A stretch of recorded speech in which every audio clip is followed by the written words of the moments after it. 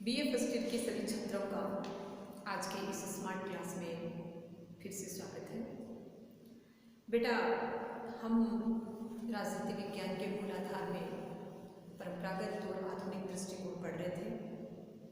परंपरागत और आधुनिक दृष्टिकोण के कंप्लीट हो जाने के बाद आधुनिक दृष्टिकोण के साथ ही जुड़ी हुई एक नई धारणा, एक नई सोच जो आधुनिक दृष्टिकोण के समकक्ष ही है, लेकिन इससे कुछ अधिक और इससे कुछ नया और कुछ मजबूत करने का इरादा इस दृष्टिकोण में है, जिसका नाम है व्यवहारवादी दृष्टिकोण।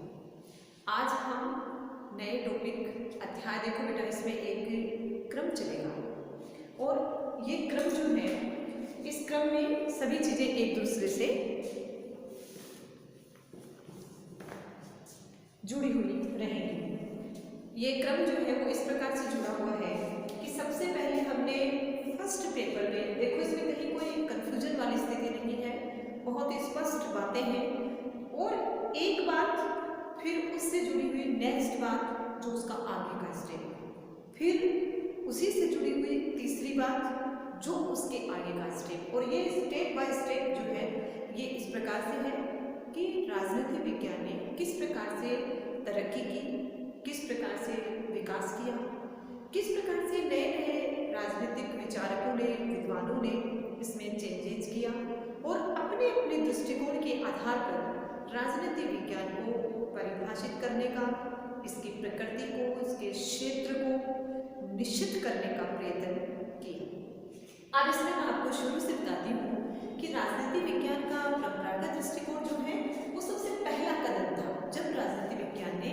अपना सबसे पहले स्वतंत्र अस्तित्व जब कायम किया, तो सबसे पहले जो नई सोच राजनीति विज्ञान विषय में आई वो थी कि राजनीति विज्ञान राज्य और सरकार का अध्ययन करता है, सीमित संस्थाओं तक अपना कार्य करेगा, अर्थात राजनीति विज्ञान एक ऐसा विषय होगा जिसमें राज्य और सरकार जैसे संस्थाओं का अध्ययन किया जाएगा। ये सबसे पहला कदम था। तो परंपरागत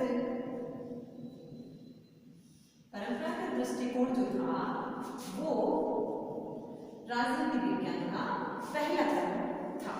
ये क्या है? प्रथम स्टेज। इसके बाद ये जो स्टेज थी ये लंबे समय तक चलती रही, लेकिन जैसा कि मैंने आपको बताया, सेकेंड वर्ल्ड वॉर के बाद स्थितियां बदली, राजनीति विज्ञान में एक क्रांति आई, आमूलचूल परिवर्तन हुआ और परिवर्तन के साथ ही एक नई सोच ने, एक नए दृष्टिकोण ने जन्म लिया जिसका नाम था आधुनिक दृष्टिकोण। आधुनिक दृष्टिकोण राजनीति विज्ञान का दूसरा स्टेज, द्वितीय स्तर, स्टेज कह सकते हैं, स्तर भी आप इसको लिख सकते हैं।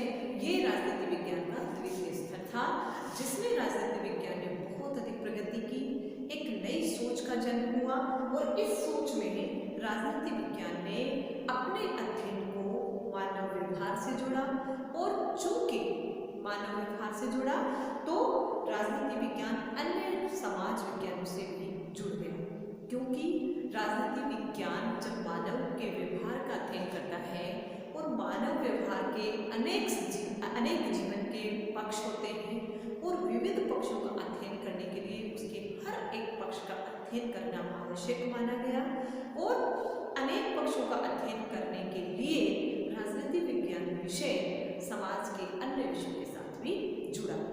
समाज विज्ञान एक राजनीति विज्ञान जो है वो समाज विज्ञान भी बना, वो एक आर्थिक विज्ञान भी बना, वो इतिहास विज्ञान भी बना, वो मनोविज्ञान भी बना। कहने का तात्पर्य कि राजनीति विज्ञान में सभी समाज विज्ञानों का अध्ययन किया जाने लगा। ये एक नई सोच जो है वो आधुनिक दृष्टिकोण के तहत अस्तित्व में आई। अब आधुनिक दृष्टिकोण जो है उसी से प्रेरित होकर के राजनीति विज्ञान के महान विद्वान महोदय डेविड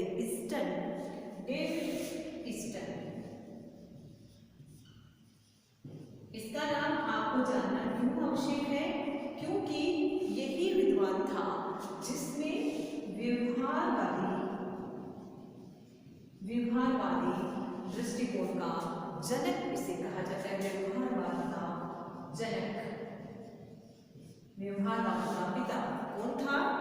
डेविड ईस्टन।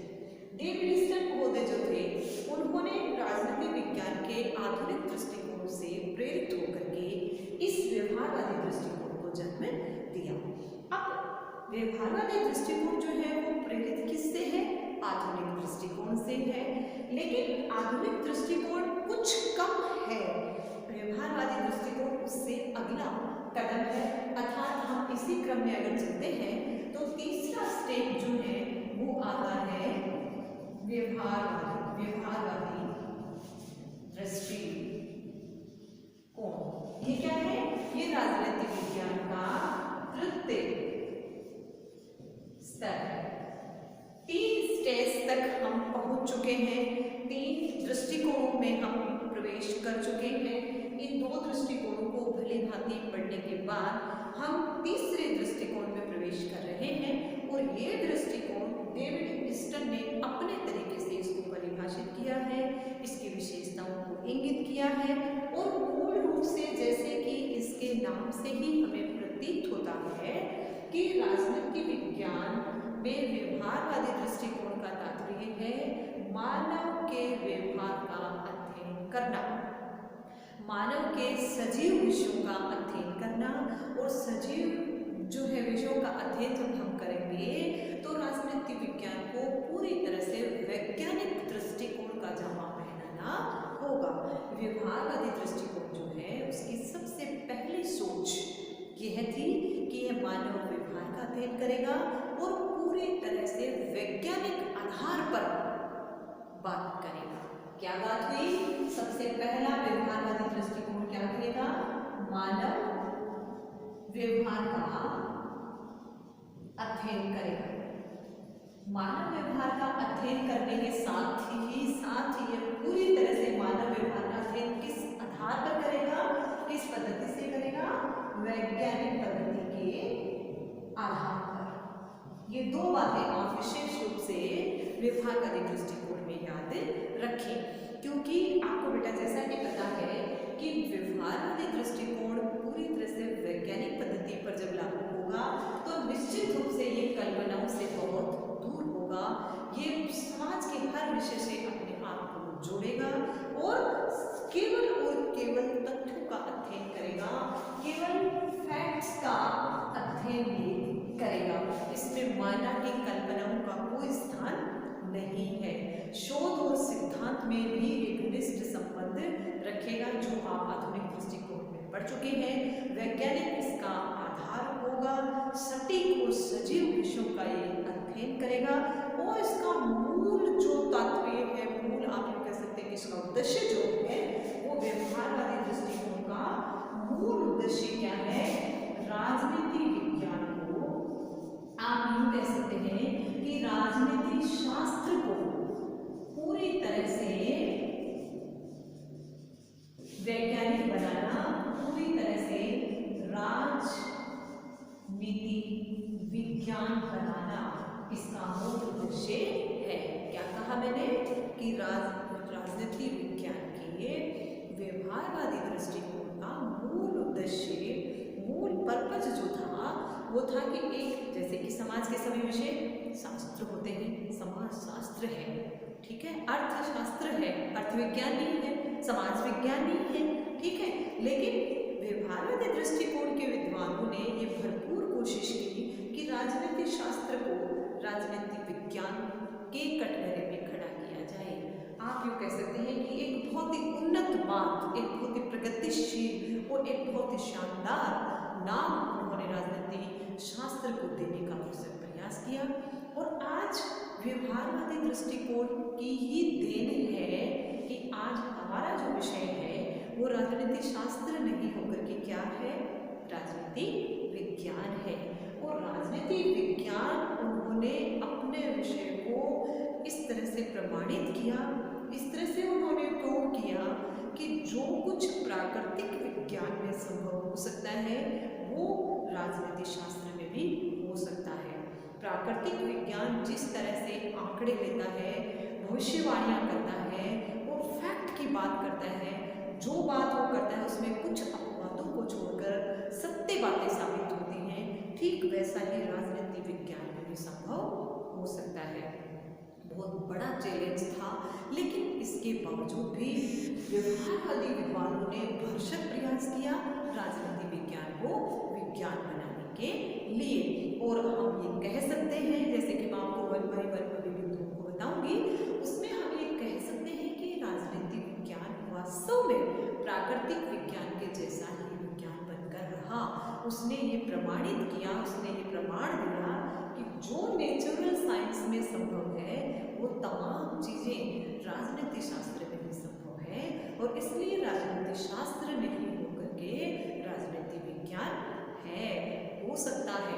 और इसका सशक्त प्रमाण मैं आपको दूं तो राजनीति शास्त्र ने इस तरह से अपने अध्ययन को शुरू किया जिसके आधार पर जिस प्रकार से प्राकृतिक विज्ञान मौसम के बारे में अपनी भविष्यवाणियाँ देता है कि फला दिन फला जगह पर इतनी बारिश होने की संभावना है, फला दिन इतने ठंड होने की आशंका है। कहने का तात्पर्य है कि ये जो भविष्यवाणियाँ हैं प्राकृतिक विज्ञान की, ये लगभग 99% सत्य होती है। 1% सस्पेंस इनमें भी रहता है, जो जैसा कहा गया वैसा बिल्कुल नहीं होता है। वही राजनीति विज्ञान में भी हुआ। राजनीति विज्ञान का एक मोटा उदाहरण मैं आपको देकर बताऊं कि राजनीति विज्ञान के व्यवहारवादी दृष्टिकोण के चलते ही यह भविष्यवाणी करने में भी सक्षम हुआ। और किस प्रकार की भविष्यवाणियाँ? जैसे कि आपको यूँ बताऊँ कि चुनाव के दौरान जैसे कि निर्वाचन होते हैं, और निर्वाचनों के दौरान जो वोट जिस दल को जाते हैं उसकी काउंटिंग होती है, और काउंटिंग के दिन ये तय किया जाता है कि कौन सा दल जीत गया, कि कौन से दल की विजय हुई। लेकिन आज के समय में ये कह सकते हैं आपकी अनेक ऐसे जो है वो आधार हैं, अनेक ऐसे मीडिया है, अनेक ऐसे जो है आप कह सकते हैं कि साइट बनी हुई है जो चुनाव से पहले ही अपना परिणाम बता देती हैं। और ये जो परिणाम बताने का जो तरीका है वो क्या है, वो जगह जगह पर मीडिया जाती है, और जहाँ से चुनाव होते हैं विशेष जनसंख्या वाले क्षेत्रों में जाकर के 50 लोगों से 100 लोगों से वो पता करते हैं कि किस व्यक्ति को, किस पार्टी को आपने वोट डाला, और नतीजन इस आधार पर वो जो है अपना रिजल्ट काउंटिंग से पहले, मतगणना से पहले ही दे देते हैं। और 99% उनकी वो जो भविष्यवाणी है वो सत्य साबित होती है। देश में जब जब भी आम चुनाव हुए हैं और चुनाव के दौरान मतगणना से पहले ही जो है वो प्रेस बता देती है कि यहाँ पर अमुक पार्टी की विजय होगी, इतनी बढ़त होगी, इतना आगे चलेगा, इतनी सीटें इस पार्टी को मिलेंगी, और लगभग ये बात सत्य होती है। तो ये एग्जैक्ट पोल की जो रिपोर्ट है, एग्जैक्ट पोल कहते हैं इसको, तो एग्जैक्ट पोल की जो रिपोर्ट है ये निश्चित रूप से सही होती है। जिस प्रकार से प्राकृतिक विज्ञान मौसम को लेकर के भविष्यवाणी करती है, ठीक इसी प्रकार से राजनीति विज्ञान निर्वाचनों को लेकर के जो भविष्यवाणी करती है वो सत्य साबित होती है। 99%, 1% का सस्पेंस प्राकृतिक विज्ञान में भी है और वो राजनीति विज्ञान में भी हो सकता है। कुछ अपवादों को छोड़कर राजनीति विज्ञान ने व्यवहारवादी दृष्टिकोण के तहत जो जो भविष्यवाणियाँ की हैं, अर्थात राजनीति विज्ञान को जिस प्रकार से वैज्ञानिक दृष्टिकोण के आधार पर जिन जिन कसौटियों में कसा और उस पर सब पर ये खरा उतरा, और उसके आधार पर उनको हम ये कह सकते हैं कि एक विजय प्राप्त हुई कि वो निश्चित रूप से अपने अध्ययन को पूरी तरह से वैज्ञानिक बना चुके हैं, राजनीति विज्ञान को पूरी तरह से वैज्ञानिक जामा पहना चुके हैं, और अंततः हमारी जीत होती है और राजनीति शास्त्र जो है वो राजनीति विज्ञान विषय में तब्दील हो जाता है। इस प्रकार से बेटा अब ये मोटा मोटा इंट्रोडक्शन जो है वो आपको मैंने दिया व्यवहारवादी दृष्टिकोण का। अब हम 1 by 1 पॉइंट का अध्ययन करेंगे, बिंदु का अध्ययन करेंगे कि राजनीति विज्ञान के व्यवहारवादी दृष्टिकोण की मूल विशेषताएं क्या हैं। मूल विशेषताओं को जानने के बाद इसकी जो है इन विशेषताओं की आलोचनाएं किस प्रकार से हुई है, और अंततः हम इसका मूल्यांकन करेंगे कि आलोचनाएं हुई, विशेषताएं हुई, और कंक्लूजन क्या निकला कि आलोचनाओं के बाद इसका मतलब इसका कोई अस्तित्व नहीं है, लेकिन है कि वस्तु की किसी भी आप यूँ कह सकते हैं कि फैक्ट की आलोचना होने का तात्पर्य ये कतई नहीं होता कि उसकी औचित्यता नहीं है, उसकी कोई उपयोगिता शेष नहीं है। ऐसा नहीं होता है। मूल्यांकन के तहत हम ये पाएंगे कि अनेक आलोचनाओं के बाद भी राजनीति विज्ञान का व्यवहारवादी दृष्टिकोण बहुत अधिक सक्षम हुआ और इसने राजनीति विज्ञान को इतनी अभूतपूर्व देन दी, इतनी अभूतपूर्व आप कह सकते हैं कि देन है व्यवहारवादी दृष्टिकोण की, जिनका हमेशा हमेशा राजनीति विज्ञान ऋणी रहेगा, कर्जदार रहेगा। तो इन सब बिंदुओं को समझने के लिए आज मैंने आपको इस अप्रोच में मोटी मोटी चीजें व्यवहारवादी कंसेप्ट के बारे में बताई। आई थिंक आपको बेहतर तरीके से व्यवहारवादी दृष्टिकोण समझ में आया होगा। कल हम इनके बिंदुओं का अध्ययन करेंगे। अब इसमें मुझे व्यवहारवादी दृष्टिकोण को डिटेल में बताने की आवश्यकता नहीं होगी, क्योंकि आज केवल व्यवहारवादी दृष्टिकोण का इंट्रोडक्शन मैंने आपके सामने रखा और कल इसकी मोटी मोटी विशेषताएं जो नोट्स में आपके किताब के अकॉर्डिंग जो मैंने बनाए हैं उनमें जो बातें कही गई हैं उनको मैं बिंदु टू बिंदु आपको समझाऊंगी, बताऊंगी।